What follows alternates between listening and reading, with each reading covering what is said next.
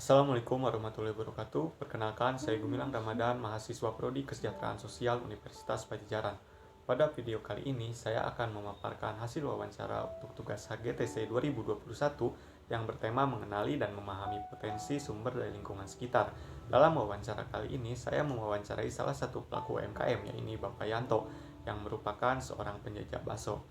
Pak Yanto merupakan seorang perantau. Beliau beserta istrinya datang dari Klaten sekitar tahun 1983 dan beliau sudah berjualan sejak tahun tersebut, yang artinya beliau berjualan kurang lebih 39 tahun.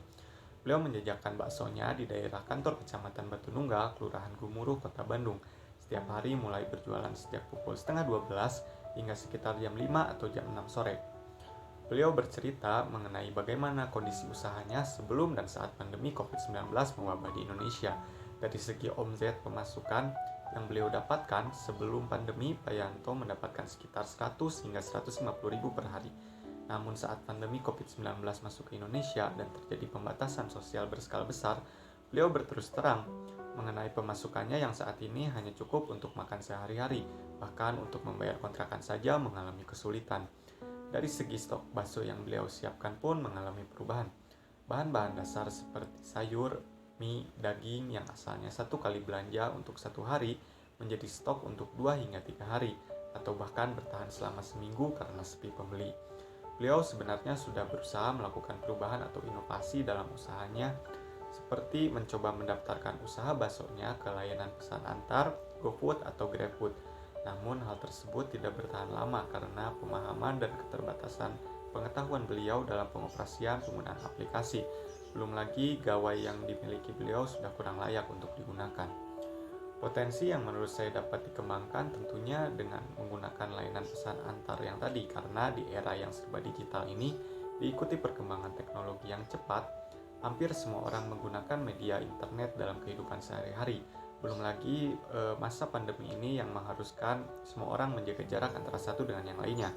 Dalam kasus ini khususnya pelaku UMKM yang kesulitan dalam menguasai dan memahami teknologi dikarenakan beberapa faktor seperti usia yang tidak lagi muda, sehingga menganggap internet merupakan hal yang rumit, keterbatasan gawai yang dimiliki, atau keterbatasan tempat atau wadah untuk belajar mengenai hal-hal yang berhubungan dengan internet.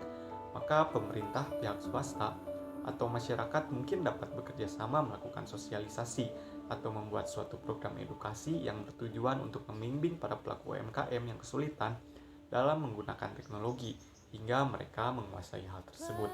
Selama ngobrol-ngobrol bersama Pak Yanto, banyak pelajaran yang dapat saya ambil, seperti bagaimana beliau bertanggung jawab sebagai kepala keluarga, mencari nafkah sehari-hari dengan bekerja keras, hingga putri beliau sendiri bisa menamatkan pendidikan di perguruan tinggi. Lalu bagaimana beliau bertabah dan tidak berputus asa di tengah-tengah kesulitan yang beliau miliki, yang bila dibandingkan dengan permasalahan saya sendiri, permasalahan beliau tentu jauh lebih besar dan jauh lebih berat. Harapan beliau yang disampaikan kepada saya yang hanya satu, yaitu anak satu-satunya beliau yang baru lulus dari perguruan tinggi segera mendapatkan pekerjaan. Beliau pun berpesan bahwa dalam hidup ini kita harus saling bekerja sama, tolong menolong, dan harus tabah, tidak mempermasalahkan saingan. Semuanya sudah ada yang mengatur. Pada akhir pembicaraan, beliau memberikan pesan dan berkata, kita bertabah saja, serahkan sama Allah saja. Asalkan kita berusaha, rezeki pasti ada dari Allah. Mungkin sekian yang dapat saya sampaikan. Terima kasih atas waktu dan perhatiannya. Wassalamualaikum warahmatullahi wabarakatuh.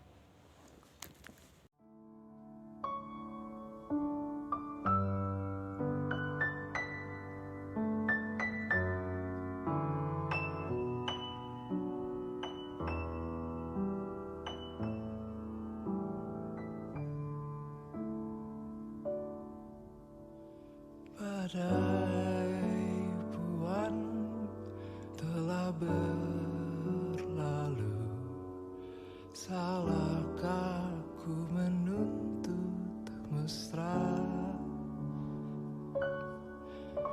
Tiap taufan menyerang, kau di sana.